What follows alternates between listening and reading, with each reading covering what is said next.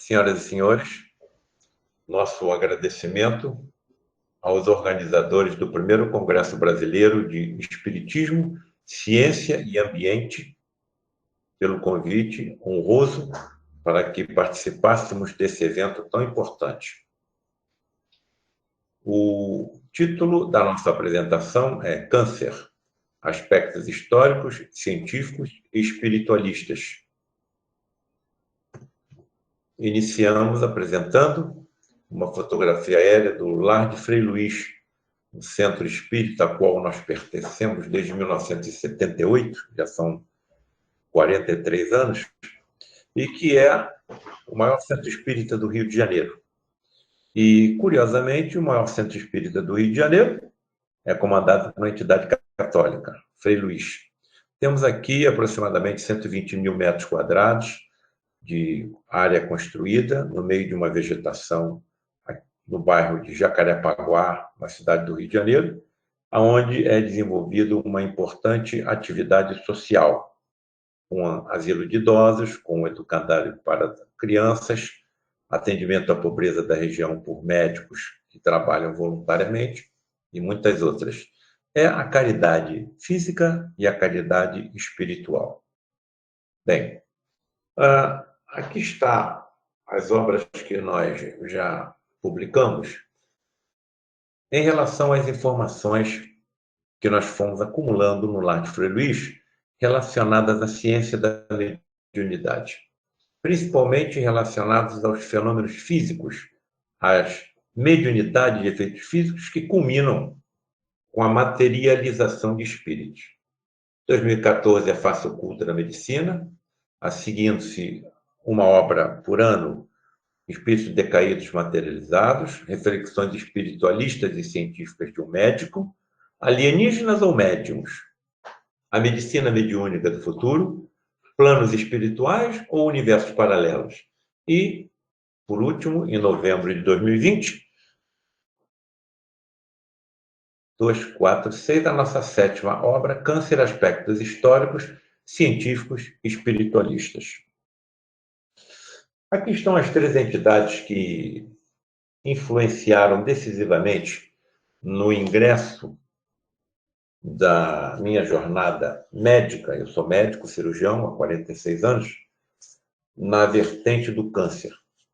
Frei Luís, frade franciscano, alemão, que veio para o Brasil na primeira metade do século XX e se radicou na região serrana do Rio de Janeiro, onde passou a ser considerado um verdadeiro santo, em decorrência dos prodígios que com ele aconteciam.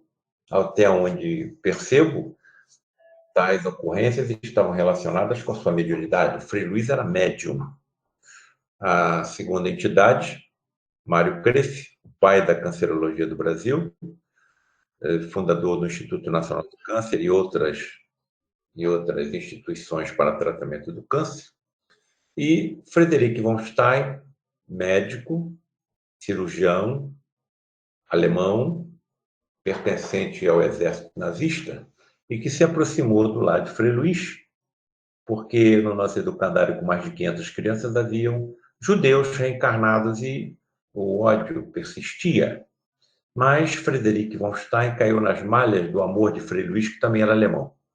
E desde que percebeu os equívocos que tinha cometido e que continuava a cometer, se manifestou e, depois de sua manifestação, inclusive pelo fenômeno da xenoglossia, incorporado ou superincorporado num médium denominado Benayon, falava inclusive alemão, língua desconhecida do médium.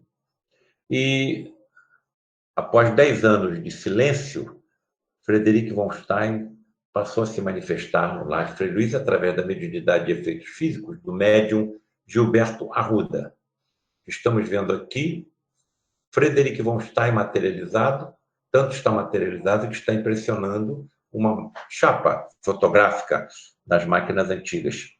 E percebam que quando Frederic se materializou e foi fotografado, estava com lírio em suas mãos, em homenagem a Frei Luís, que quando habitava o mosteiro aqui na cidade de Petrópolis, era quem cuidava dos jardins do convento. E ele adorava lírios e violetas. Em homenagem a Frei Luís por todo o bem que ele tinha lhe proporcionado, Frederic se materializou com um lírio em suas mãos. Aqueles que não têm familiaridade com o fenômeno, saibam que são eventos extremamente raros em toda a história da humanidade, extremamente difíceis de serem conseguidos, e que necessitam da presença de um médium também extremamente raro, homem ou mulher, em toda a história, e que entram em transe mediúnico profundo. Sendo bem claro, desmaiam. E quando estão nesse transe mediúnico, desacordados, relacionado com a grande produção do hormônio melatonina pela nossa glândula pineal, ou pela sua glândula pineal, começam a expelir pelos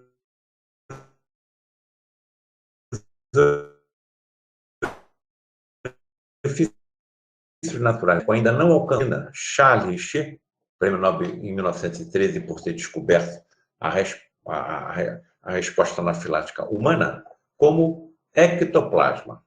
É com essa energia tremenda existente em todos nós que espíritos habitantes em universos paralelos ao nosso, denominados pelas religiões como plano astral, plano celestial, plano espiritual e outras denominações, se teletransportam novamente ao nosso universo e, durante alguns momentos, se materializam, ou seja,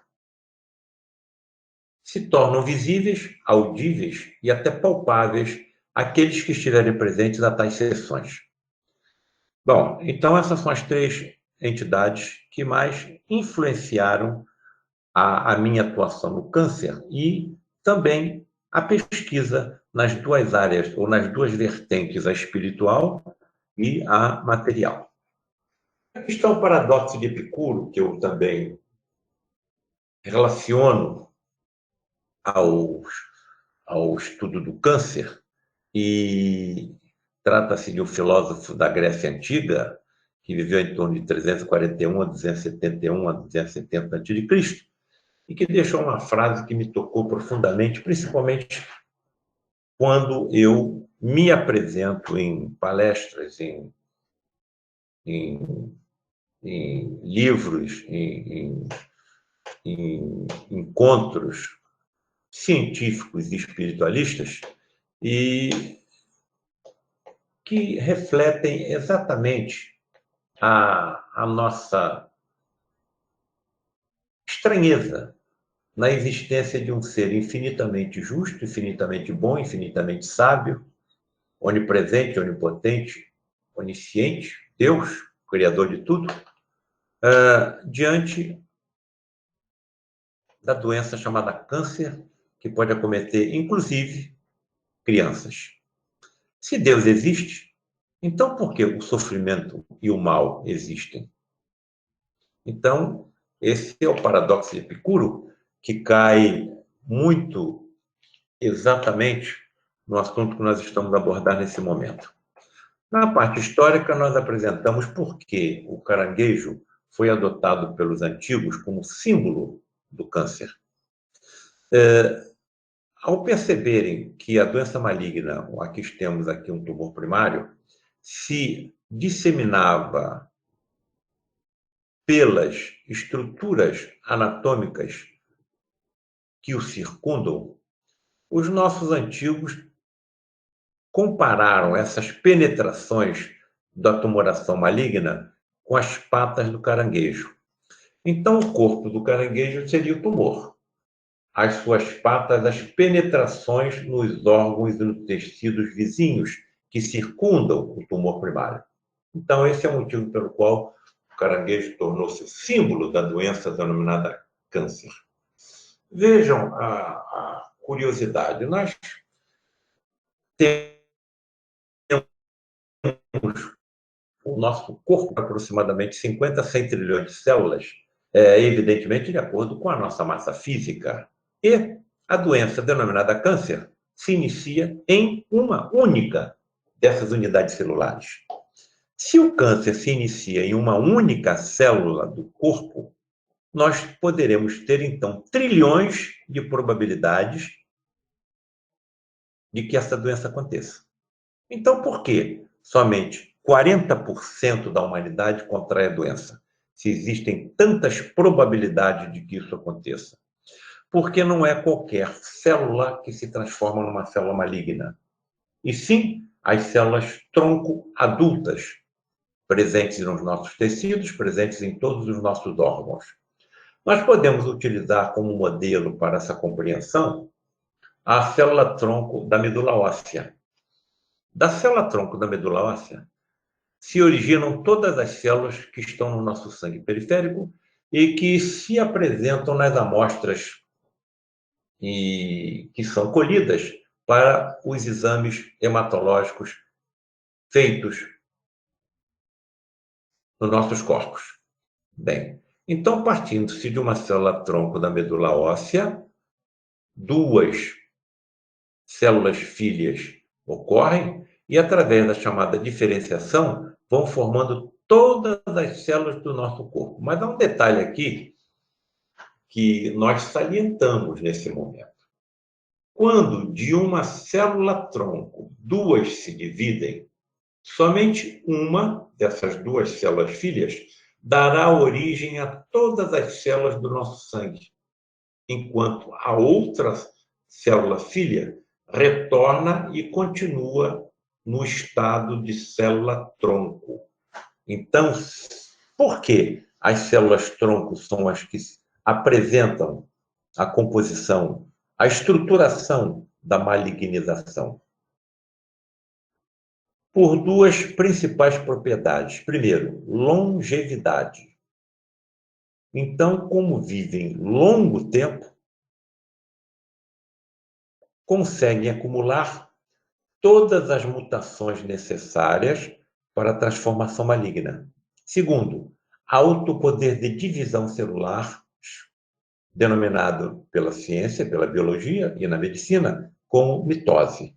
Então, não é qualquer célula do nosso corpo que tenha tempo e que tenha o poder de divisão para se transformar numa célula cancerosa. E sim, as células tronco adultas, pertencentes, existentes em todos os nossos tecidos, em todos os nossos órgãos. Curiosamente, os estudiosos da doença perceberam que os tecidos malignos, que os tecidos cancerosos, também apresentavam células tronco tumoral. Então, nós, como médicos, se não conseguirmos eliminar todas as células troncos tumorais presentes em um paciente com câncer, não conseguiremos curar a doença.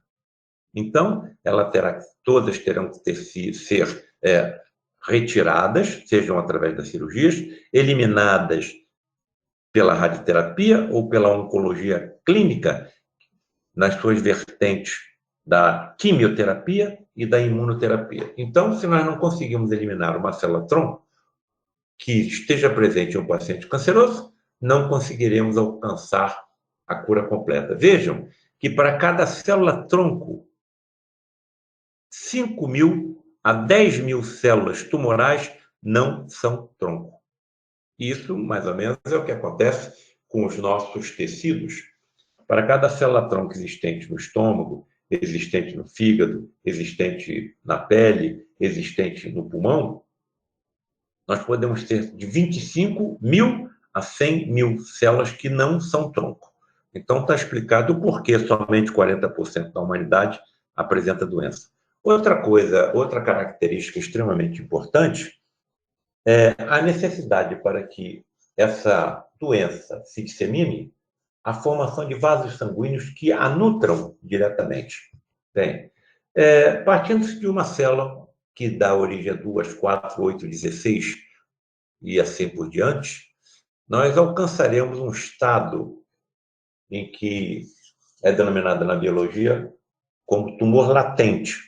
O tumor latente, constituído aproximadamente por 1 milhão de células, recebe nutrição não diretamente dos vasos sanguíneos.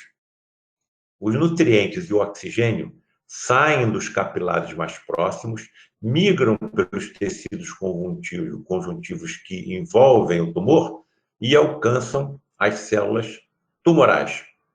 Mas, em determinado momento, essas células tumorais começam a sofrer, principalmente com a falta de oxigênio, com a hipóxia, e também com outros sistemas, como a dificuldade de eliminar os seus metabólitos, entendam metabólito como lixo celular, e também pela falta de nutrição pela glicose, ou seja, o açúcar, que é o combustível das nossas células. Sempre que isso acontece, esse sofrimento das células cancerosas, elas começam a emitir os chamados fatores de angiogênese tumoral, que migram também pelo intestino e pelos tecidos conjuntivos que envolvem o tumor e alcançam os vasos sanguíneos mais próximos. Quando os vasos sanguíneos são alcançados por esses fatores de angiogênese tumoral, passam a sofrer uma acelerada divisão de suas células, denominadas células endoteliais. A célula endotelial normal, presente nos nossos vasos sanguíneos, se divide a cada 300 dias. Sob a ação desses chamados fatores de angiogênese tumoral, as células endoteliais passam a se dividir a cada 3 dias, ou seja, 100 vezes mais rápido, sendo atraídas na direção do tumor. Quando o tumor é alcançado por essa nova vascularização, acelera vertiginosamente o seu crescimento, se dissemina para todas as outras partes do organismo e leva o paciente ao óbito. Então, é mais ou menos isso aqui que acontece. Se nós conseguíssemos diagnosticar todos os tumores malignos nas suas fases de tumor latente, nós curaríamos todos os pacientes com câncer. Porém, ele só se manifesta estando bem nutrido, com aceleração do seu crescimento e sua disseminação, saindo do sítio primário onde se iniciou e atingindo qualquer outra região do nosso organismo, principalmente o fígado e os pulmões, que são os órgãos mais vascularizados do corpo humano. Aqui estão os principais agentes conhecidos que levam à transformação maligna de alguma célula. O tabagismo, principal causa evitável de câncer da civilização moderna. As radiações solares, principalmente de vidro de pele clara, que apresentam as lesões cutâneas decorrentes da ação das radiações ultravioletas betas das radiações solares, o álcool e uma importante causa do câncer na humanidade, a ingestão de carne vermelha. A ingestão de carne vermelha rica em partículas denominadas radicais livres de oxigênio, que tem uma meia-vida, uma duração de vida extremamente curta, mas suficiente para lesar o ADN de nossas células. Então, aqui estão as principais causas, da transformação maligna de alguma célula do nosso corpo. E poderíamos aqui também colocar outras, como, por exemplo, a obesidade. Com relação ao tabagismo, o tabaco queimado gera uma partícula denominada 3,4-benzopireno. 3,4-benzopireno. O 3,4-benzopireno é um dos mais poderosos cancerígenos químicos conhecidos pela nossa ciência. Então, veja que o tabagista pode ser considerado, principalmente na vertente espírita, como um suicida potencial. Porque essas informações sobre o perigo deste vício, da utilização do cigarro, está, inclusive, colocado nos maços de cigarro. Então, se nós nos entregarmos a esse vício, né, que a nicotina ela funciona como pela impregnação do sistema nervoso central, como um agente químico que leva à dependência, assim como leva o crack, a maconha, o ópio, etc. etc. Então, a nicotina é o componente básico que leva à dependência química do tabagista. Vejam quantas doenças malignas poderiam ser evitadas, por exemplo, se nós eliminássemos o tabagismo na face da Terra. Nós impediríamos o aparecimento do câncer da laringe em quase 90% dos casos. Pulmão, 85%. Cavidade oral e faringe, 75%. Porque todas essas partículas cancerígenas não chegam somente ao pulmão. Por onde a fumaça do cigarro passa, a lesão pode se instalar. E essas partículas cancerígenas também são deglutidas com a saliva. Então, pode haver um aumento da malignização de células do esôfago, do estômago, como são eliminadas pela urina, aumenta a probabilidade do câncer do rim, da bexiga e assim por diante. Vejam, já ingressando na vertente espiritualista da doença, a impressionante e curiosa imagem que lhe está sendo mostrada nesse momento. Essa fotografia foi apresentada no jornal O Globo em 18 de 8 de 1983. O indivíduo tinha sido envolvido em um escândalo e o jornal foi lá para fazer a cobertura do ocorrido. E quando esse indivíduo foi fotografado, ele estava fumando. Curiosamente, na fumaça do cigarro que se desprendia, moldou-se a silhueta de uma tremenda, de uma medonha caratonha, com detalhes impressionantes grafados. Por exemplo, dois dentes incisivos, como se uma boca estivesse abocanhando a cabeça do tabagista, um nariz com asa do nariz e tudo, olho com uma sobrancelha, com uma orelha, com uma vasta cabeleira. Olha, quando nós desencarnarmos, do outro lado do mundo, do outro lado da vida, nós provavelmente não teremos o álcool, não teremos o tabaco, não teremos o ópio, não teremos as drogas estupefacientes. Então, o que esses dependentes que se entregaram a essas drogas farão para que possam ter alívio no seu desespero por não terem as substâncias estupefacientes que faziam uso quando encarnados? Se aproximarão de nós, principalmente dos jovens, e nos intuirão, inclusive mediunicamente, para seguirmos na mesma estrada que eles seguiram quando encarnados. Então, experimentem, utilizem, ingressem, e nós podemos aceitar essa sugestão. E quando nós ingressamos na mesma estrada que eles ingressaram, fluidos barônicos pesados, nocivos, de nós se desprendem. E eles os absorvem, aliviando assim o seu desespero. Olha, qualquer interpretação pode ser dada a essa gravura. Se essa fotografia fosse feita alguns segundos antes ou depois desse momento, nada teria se mostrado nessa fumaça de cigarro, porque rapidamente se dissiparia. Então, eu tenho uma interpretação pessoal. Eu acho que esse indivíduo seria um médium de efeitos físicos de quem se desprenderam moléculas de ectoplasma que moldaram a imagem de um espírito obsessor que o acompanhava.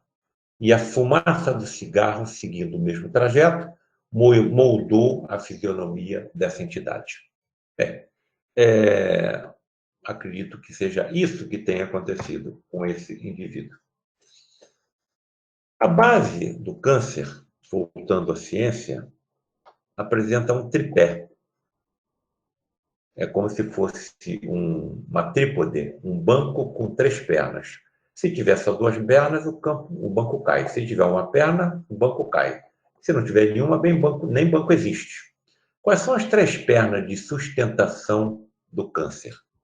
Os chamados proto-oncogenes, aberrações de genes normais, denominados proto-oncogenes. Então, quando esses genes funcionam normalmente, são chamados proto-oncogenes. Vamos ver que fique bem claro essa definição. Os proto-oncogenes têm uma atividade importante no estímulo de nossas células à divisão. Grande atuação na vida embrionária. Vejam que a velocidade de crescimento de um feto, de um embrião, pode se assemelhar à velocidade de crescimento de um tumor maligno. Por ação de quem, principalmente, que o feto e o embrião crescem? Dos chamados proto-oncogenes. Quando se mutam, passam a se chamar oncogenes. Então, se estão funcionando corretamente, são chamados proto-oncogenes. Se estão mutados e trabalhando erradamente, são chamados oncogenes. Aí está a primeira perna do nosso banco, de nossa trípode. Segunda perna, os chamados genes repressores. Nós nos desenvolvemos dentro do útero materno, nascemos e continuamos a crescer pela grande atividade mitótica das nossas células estimuladas pelos proto-oncogenes. E, num determinado momento, o nosso crescimento começa a se desacelerar e até cessar. Por ação de quem? Dos chamados genes repressores. Então, para que nós tenhamos uma tumoração maligna, já precisamos de dois elementos fundamentais. Primeiro, um proto-oncogene estimulado. Segundo, um gene repressor desativado. Então, o proto-oncogene trabalhando errado estimulará o crescimento vertiginoso de alguma célula do nosso organismo. Porém, se os genes repressores estiverem normais, eles impedirão esse crescimento. Então, eu preciso de um proto-oncogene ativado e de um gene repressor desativado. Senão, o chamado fenótipo tumoral não se manifestará. Mas preciso de uma terceira base, senão o banco vai cair. E qual é a terceira base? O nosso sistema imunológico. Então, todos nós, não se assustem com o que eu direi, possuímos células cancerosas circulantes no nosso organismo. Por que elas não se degeneram, se não se transformam num tumor? Porque o nosso sistema imunológico as detecta e as elimina. E esse sistema imunológico é sensível até a um trauma psíquico. Aqui está a trípode, a base tríplice da sustentação da doença chamada câncer. Um proto-oncogene ativado, um gene repressor desativado e uma depressão do sistema imunológico, possibilitando que uma dessas células anormais escape da vigilância imunológica natural existente em todos nós. Mas por que fetos, crianças, indivíduos cuidados com o seu corpo físico, que não fumam, que não bebem, que, por exemplo, nem ingerem carne vermelha, que têm cuidados com as radiações solares, com a obesidade, com aquilo que ingerem como alimento, contraem também o câncer? Mais uma vez, nós chamamos a atenção para o paradoxo de Epicuro. Por quê? Estamos numa encruzilhada. Essa encruzilhada ela é formada pelas religiões e pela ciência. As religiões estão me levando até a morte e me orientando no correto comportamento que devo ter. Eu não devo matar, eu não devo mentir, eu não devo prestar falso testemunho e, de certa forma, conseguiram me convencer que após o fenômeno natural da morte continuarei vivo. Mas nada. Que espécie de corpo terei? Não sei. Eu necessitarei de algum alimento? Não sei. Os idosos rejuvenescem? Não sei. As crianças que morrem em tenra idade continuam a crescer? Não sei. Cegos voltam a enxergar? Não sabemos. Paralíticos voltam a andar? Não sabemos. Quem nos sustentará? Não sei. Poderemos estudar, trabalhar? Também não sabemos. Então, as religiões estão me levando até a morte. Quando nos voltamos para a ciência, tudo é obra do acaso. A maior parte dos pacientes que eu opero como cirurgião são pacientes cancerosos. O canceroso para a ciência é um azarado. Ele teve o azar de que, em uma única dos seus trilhões de células, ocorresse um conjunto de mutações que levam à transformação maligna de uma única de suas células. Então, eu estou aqui no meio dessa encruzilhada. E eu saí dessa encruzilhada quando? Participando dos encontros mediúnicos no lar de Frei Luís durante 43 anos por enquanto. Enquanto eu ficar aqui, jamais me afastarei das atividades do lar de Frei Luís, principalmente confabulando com médicos desencarnados, teletransportados e materializados, não incorporados em médiums, não através de mensagens mediúnicas ou psicográficas, não através de comunicações informadas através de médiuns videntes, mas conversando diretamente com médicos já desencarnados, teletransportados e materializados, como Frederic von Stein, mostrado logo no início da nossa apresentação, naquela fotografia. Bom, então esse é o fenômeno chamado transposição universal e materialização de espíritos. Vejam que, se nós nos voltarmos para a ciência, grandes vultos estudaram, pesquisaram e, principalmente, testemunharam tais fenômenos. Vamos citar alguns aqui. Camille Flammarion, por exemplo, o maior astrônomo da França, até hoje cultuado pelos franceses. Arthur Conan Doyle, médico, escritor, criador do personagem Sherlock Holmes que todos conhecemos. Alfred Russel Wallace, elaborador da teoria da evolução junto com Charles Darwin. César Lombroso, pai da medicina forense. Alex Carrel, prêmio Nobel de Medicina por ter descoberto as substâncias anticoagulantes. Charles Richer, já citado, prêmio Nobel de Medicina. William Crookes. Quer dizer, só tem feras da ciência e da história aqui colocados. Todos eles estudaram e comprovaram a veracidade dos fenômenos de teletransporte e materialização de espíritos. Se isso foi colocado na minha frente, por que eu não devo também pesquisar, estudar, se eu estava testemunhando tais ocorrências, inclusive conversando diretamente com médicos teletransportados e materializados, em reuniões que ocorrem na escuridão completa, porque os fótons da luz artificial e luz natural afetam o ectoplasma que se desprende do médium, afetam o médium quando em transe mediúnico e a entidade materializada.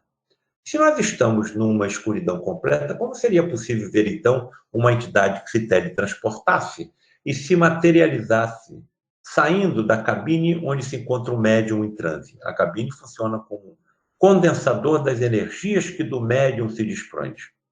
Nós vemos a entidade na escuridão, porque quando ela se exterioriza da cabine, apresenta luminescência própria. Seu corpo emite luz e suas vestes também. Então, todos verão a entidade materializada. Se ela falar alguma coisa, todos ouvirão. Se ela exalar algum odor, todos perceberão. Se for possível tocá-la, nós perceberemos que ela está tangível também no nosso universo. Vejam algumas fotografias conseguidas pelos pesquisadores antigos desses sensitivos. Vejam o ectoplasma saindo em forma de fluido dos orifícios naturais do corpo, com a médium em transe, principalmente boca, nariz e ouvido. Então, é com essa substância ectoplasmática de altíssima energia que as entidades se teletransportam e se materializam. Aqui está um desses médiums, Gilberto Arruda, do lado de Frei Luís, e a entidade que através dele se materializava, Frederic von Stein, que já nós apresentamos. Tamanha foi a impressão causada por tais fenômenos, e tamanha foi a quantidade de informações que nós fomos acumulando, que nós resolvemos colocar em livro. Primeiro, a face oculta da medicina. Se eu não tivesse escrito livro nenhum, acho que hoje nós não estaríamos aqui reunidos, porque as informações têm trazido uma grande curiosidade nos meios científicos, principalmente nos meios médicos, tanto que já fui levado para realizar conferências em outras partes do mundo, como Portugal, Estados Unidos, na França, inclusive falamos em faculdade de medicina. Tamanho é a necessidade de informações que nós estamos percebendo que permeia a humanidade, principalmente as classes mais esclarecidas. Quem somos, de onde viemos e para onde estamos indo. Me parece que a única vertente religiosa que abre as portas para a comprovação científica, por exemplo, dos fenômenos ocorridos com Jesus, é o Espiritismo. Bem, algumas perguntas que me foram possíveis a realizar ao Frederic, principalmente relacionados com o câncer, eu coloco no livro A Face Oculta da Medicina, coloco também na Medicina Mediúnica do Futuro e também no livro que hoje é o título da nossa apresentação, Câncer, Aspectos Históricos, Científicos e Espiritualistas. Frederic, como correlacionar a existência de Deus com as doenças da infância? A resposta que ele nos deu foi: entenda os tumores como aspiradores das influências do espírito e tudo se esclarecerá. Eis porque eu fiz a pergunta ao Frederico, porque me deparei com essa criança no Hospital Universitário Pedro Ernesto, onde eu trabalho aqui no Rio de Janeiro, dou aula em duas universidades, a Universidade Federal do Rio de Janeiro e na UERJ, a Universidade Estadual do Rio de Janeiro, perdão, e a Escola de Medicina Souza Marques. Essa criança tem 6 meses de idade e apresenta uma tumoração maligna no pescoço quase do tamanho da cabeça da criança. A única coisa que nós pudemos fazer foi, para aliviar o sofrimento dessa criança, foi uma traqueostomia. Colocamos uma cânula na sua traqueia, porque a tumoração estava comprimindo a traqueia e ela não conseguia respirar. Algumas semanas depois, a criança desencarnou. E quando nós observamos a tomografia da mãe, ainda grávida, essa tumoração já estava presente no feto. Se a criança nem nasceu, fez mal a quem? Aonde estaria, então, um ser infinitamente perfeito em tudo? Estão percebendo? A resposta do Frederico foi clara. Entenda os tumores como aspiradores das impurezas do espírito e tudo se esclarecerá. Mas se a criança nem nasceu, como é que as impurezas foram parar nela? Adquiriu da mãe? Do pai? Todos nós sabemos, por isso estamos reunidos aqui. Essas impurezas são decorrentes do comportamento equivocado para com o próximo e para com a natureza do planeta que nós habitamos em encarnações passadas.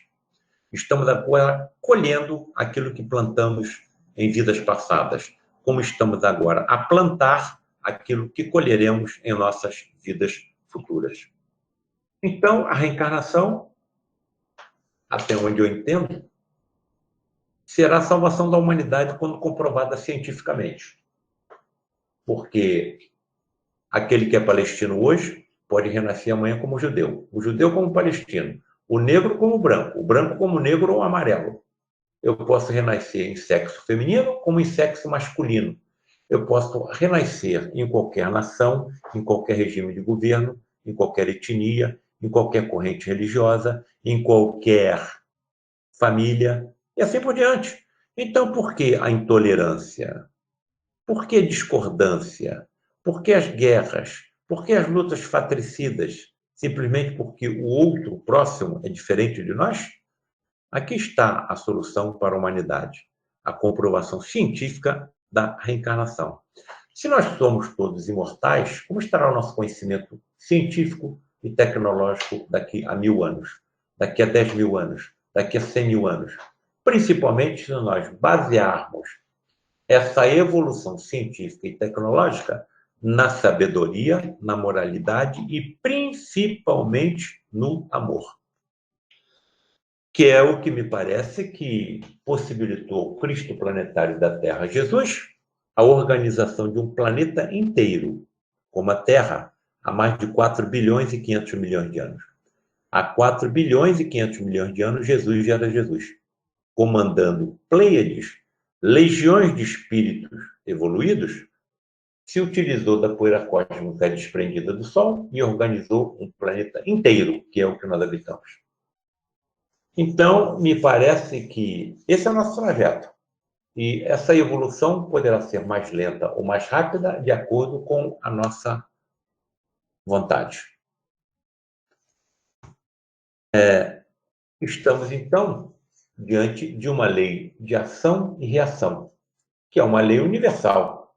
O câncer pode ser, então, o resultado ou a reação das ações equivocadas por nós, adotadas em vidas passadas. E é uma lei matemática, não tem saída. Fiz, causei sofrimento ao próximo, ou à natureza do planeta que eu habito, dificultando a vida daqueles que virão depois de mim, isso fica grafado no meu componente perispiritual, já sendo estudado pelos nossos cientistas na atualidade, com outra denominação, campos morfogenéticos. Então, a colheita é livre, ou seja, perdão, a semeadura é livre, mas a colheita sempre será obrigatória. Então, não é Deus que está causando esse sofrimento, não é Deus o responsável pelo câncer. Somos nós que semeamos pelo comportamento, pelas palavras e pelo pensamento equivocado essas sementes no nosso perispírito. E muitas vezes nós precisaremos de corpos físicos no futuro que sirvam como aspiradores das impurezas que eu coloquei no meu perispírito. E para a correção das deformações que eu, e não Deus, causei também ao meu perispírito. Bem, diante dessas colocações, certa vez eu fui indagado por um professor meu de medicina, o professor Alberto Lima de Moraes Coutinho, pai da mastologia no país. Paulo César, o espírito é imortal? Sim. O corpo físico, todos nós sabemos que é temporal. Sim. Você está me dizendo que os tumores malignos, eles acometem o corpo físico e funcionam como um aspirador das impurezas alocadas no espírito? Sim, professor. Então, por que você opera os seus pacientes? Por que você não deixa o câncer continuar limpando o espírito, que é imortal? Professor, eu não sei até onde deve ir o sofrimento de alguém. Então, eu, como médico, tenho que fazer tudo que tiver ao meu alcance para curar, aliviar e consolar. Porque o Criador age nas suas criaturas através das suas criaturas. Essa foi a resposta que me ocorreu e que passei para o meu professor. Então, é aqui que fica alocada as impurezas e as deformações como causa espiritual extrafísica do câncer. Então, o câncer tem duas vertentes como causa. Causas físicas, sim, o tabagista, pelo 3,4-bond-quileno, pelas radiações solares, principalmente em indivíduos de pele clara, pelas radiações ultravioletas do tipo beta, a ingestão de carne vermelha pelos radicais livres de oxigênio, sim, mas também existem as razões espirituais não alcançadas ainda pela nossa ciência médica. Mas tudo isso que nós estamos discutindo aqui será no futuro, discutido em congressos de medicina, em simpósios, em seminários, em sessões clínicas, nas faculdades de medicina, onde os médicos serão poderosos médiums, ali sendo desenvolvidos por profundos estudiosos do assunto. Estamos no caminho. Bem, apresento aos amigos que me honram com a presença nessa nossa apresentação a minha netinha Isabela. Isabela está com 5 anos de idade. Quando a minha nora estava com 3 para 4 anos de meses de gravidez, quando a minha nora estava com 3 para 4 meses de gravidez, ela foi picada pelo mosquito da Zika. E a minha neta, Isabela, nasceu com microcefalia.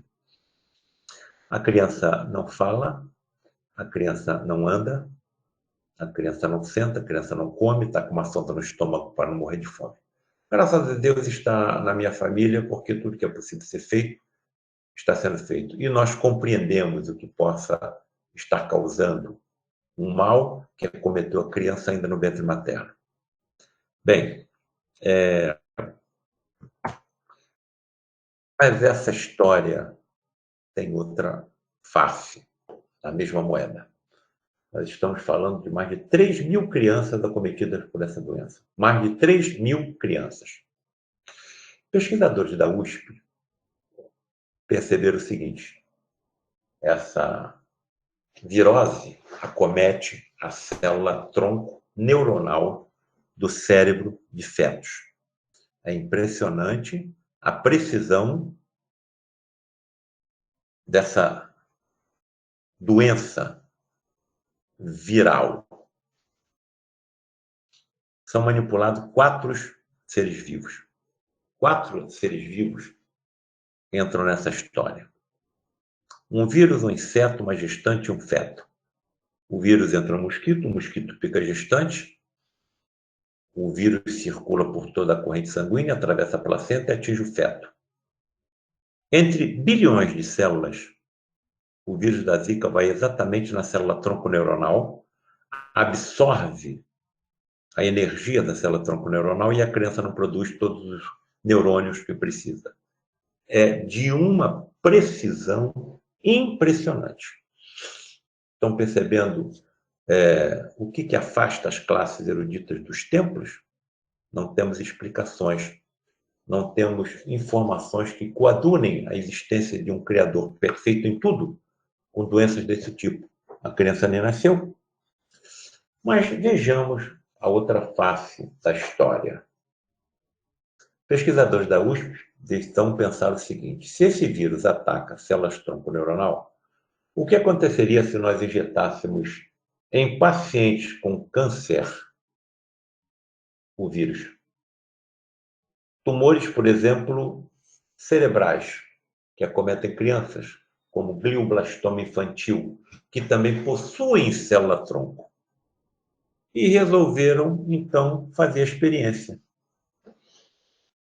Implantaram em cérebros de ratos células do glioblastoma, ou seja, um tumor maligno que acomete o cérebro de crianças. O tumor se desenvolveu, deu metástases ósseas, então injetaram nos animais o vírus da Zika. Veja o que aconteceu. Tudo que é verde é neurônio. Tudo que é azul são células tumorais. E tudo que é vermelho é o vírus da Zika. O vírus da Zika atacou todas as células malignas, cancerosas, incluindo as células tronco, tumorais, e não atacou nenhuma célula neuronal normal dos animais. Veja o resultado da experiência. Tudo que é colorido é câncer. Aqui está o neuroblastoma, ou glioblastoma, que foi implantado no cérebro dos animais. A tumoração cresceu e deu metástases ósseas. A coluna do animal está comprometida também pelas células tumorais. Injetou-se, então, no animal o vírus da Zika. Olha o que foi acontecendo.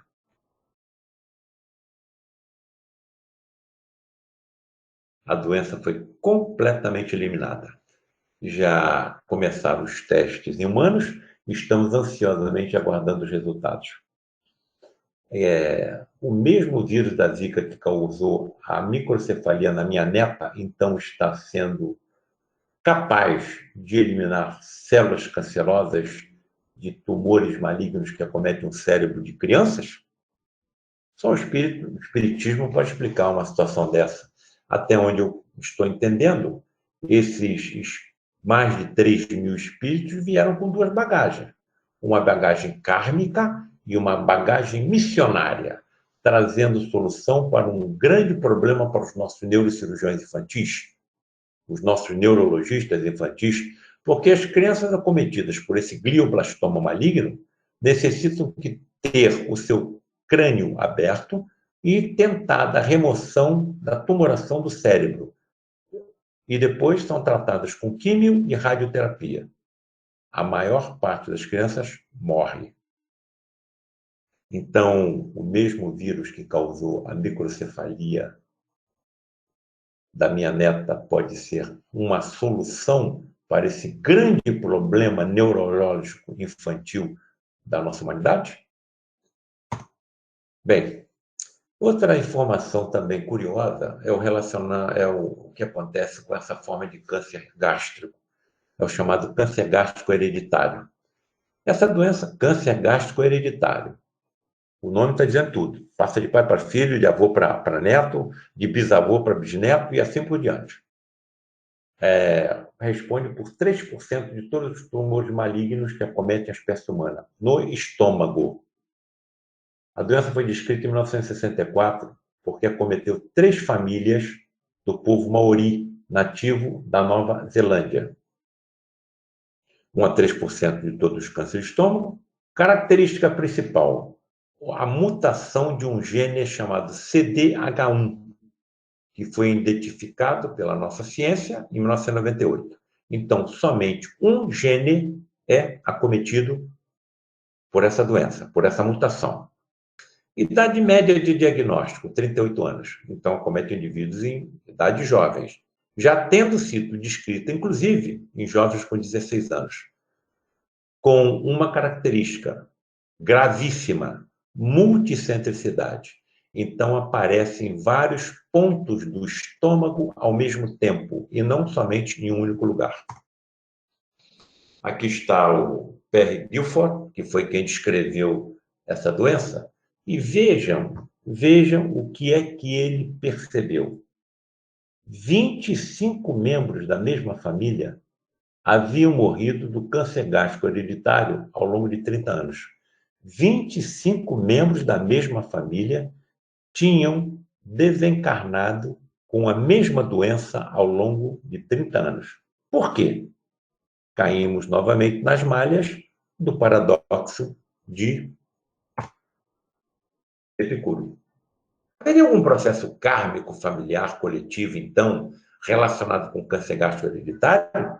Se nós observarmos a doença pela visão espírita ou espiritualista? Bem, eu tenho dentro desse meu trabalho literário, científico e espiritualista, me deparado em determinadas ocasiões com surpresas que clareiam o caminho que eu devo percorrer. Olha, é melhor, esse é o caminho que você tem que seguir. Me parece que isso aconteceu quando eu estava escrevendo esse livro, Câncer, Aspectos Históricos, Científicos e Espiritualistas. Eu estava estudando exatamente o câncer gástrico hereditário e pensei comigo, haverá algum karma familiar que explique a ocorrência, por exemplo, de 30 membros da mesma família ou 25 membros da mesma família terem perecido com a mesma doença ao longo de 30 anos? Bom, eu estava escrevendo, estava pensando, estava estudando, estava raciocinando, estava refletindo e fiquei cansado. Deixa eu paralisar um pouco, vou descansar um pouco e me levantei para depois continuar à frente do computador confeccionando esse livro. E quando me levantei e me coloquei diante da televisão para me distrair um pouco, me deparei com uma coisa muito curiosa, né? O anúncio de um filme chamado The Grandfather, né? Acredito que todos conhecem, o Poderoso Chefão, que fala sobre os crimes, não é? Praticados pela máfia italiana e que passam de geração para geração. Falei, meu Deus, será que é isso que a espiritualidade está querendo me mostrar? Bom, eu telefonei para 2 amigos médicos, médiums. Um deles médium de efeitos físicos.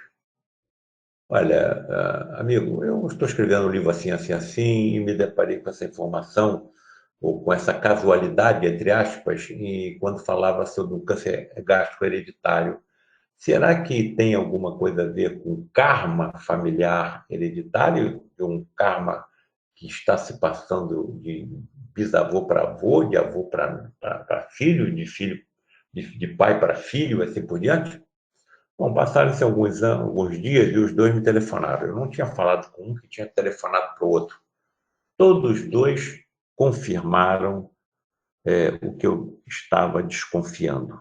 Paulo César, siga em frente.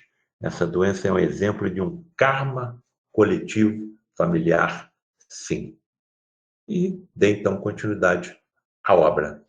Agora, quando nós pegamos o livro Pensamento em Vida do Emmanuel, vejam como ele coloca aqui a carência da humildade pelo egoísmo, cobiça, vaidade, orgulho, ciúme, despeito, prepotência, pode gerar uma disfunção celular, pode gerar tensão psíquica.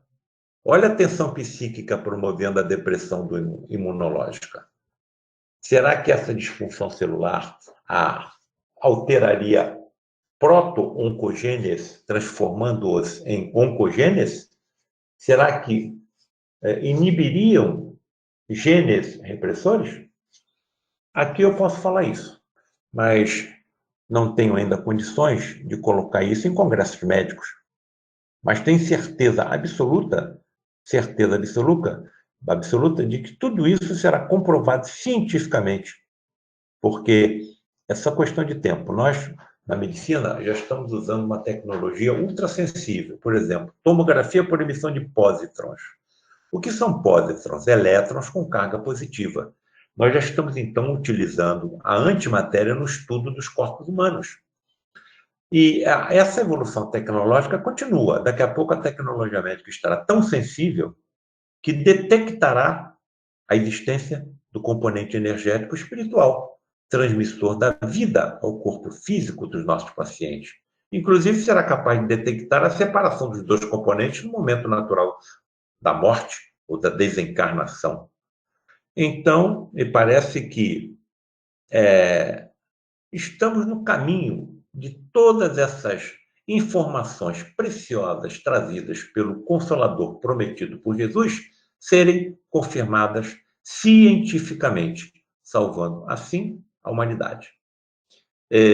Me coloco e coloco todos aqueles que estão participando desse trabalho como pedras de um quebra-cabeça que está sendo montado. E este quebra-cabeça tem por finalidade a salvação da humanidade, sim. O cristianismo já tem 2000 anos de existência. Como estará o espiritismo daqui a 2000 anos?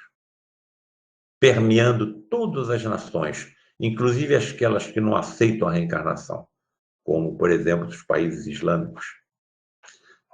Outra coisa também que eu levo à meditação é a seguinte: o que acontecerá com esses pioneiros que levarão essas verdades a tais nações? Serão trucidados, serão torturados, serão decapitados, serão assassinados. Mas isso já aconteceu no passado. Com quem? Com os primeiros cristãos.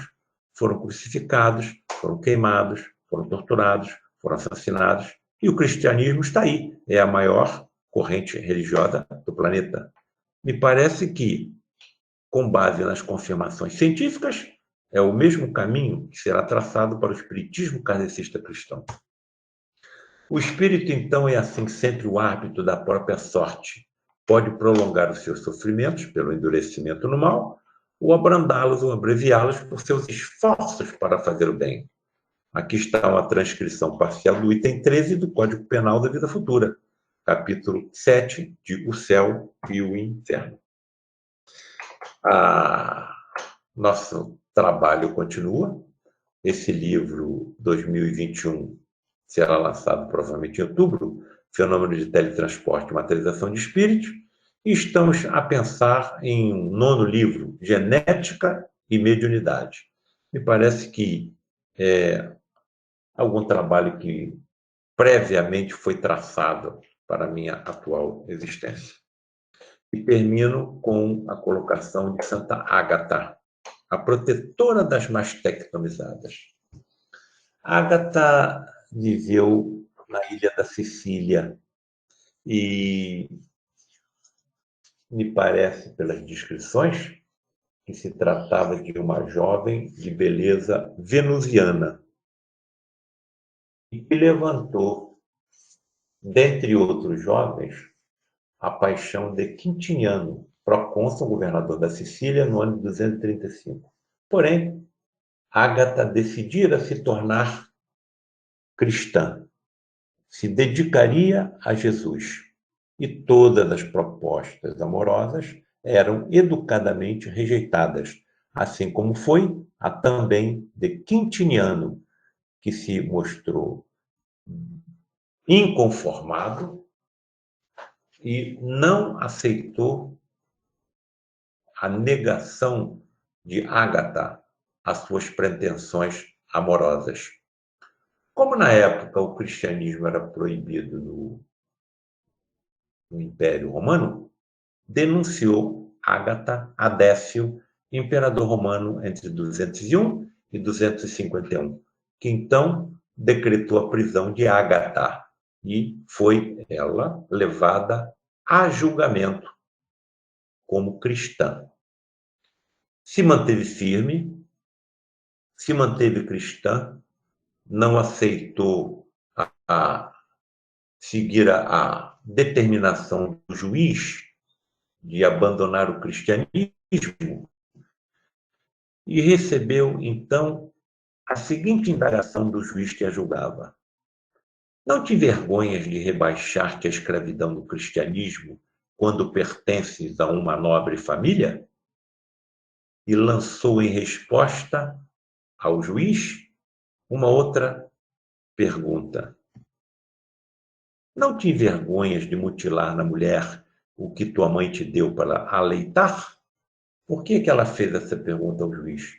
Porque a decretação da sua pena de morte pela sua persistência em continuar como cristã foi a amputação de suas mamas por ferros em brasa. Então, Ágata se transformou na protetora das mastectomizadas. A mastectomia pelo câncer de mama é a cirurgia que eu mais realizei ao longo de 46 anos como cirurgião oncológico na minha atual existência. E eu não entro em nenhuma dessas cirurgias sem me lembrar dessa história. E peço a Ágata e que, através dela, o meu apelo alcance o médico dos médicos, Jesus, o Cristo planetário da Terra. Evidentemente, aqueles que quiserem se aprofundar no assunto poderão adquirir os nossos livros através do site do Lar de Frei Luís e também Livraria Joana de Ângeles, que envia os exemplares por SEDEX a qualquer região do país e também do exterior. Muito obrigado pela atenção de todos, muito obrigado pelos organizadores desse importante congresso de Espiritismo, Ciência e Ambiente. Espero ter colaborado com a construção dessa importante obra que evidencia-nos a todos que tem como objetivo o esclarecimento racional e lógico do cristianismo através do espiritismo kardecista cristão. Boa noite e muito obrigado a todos.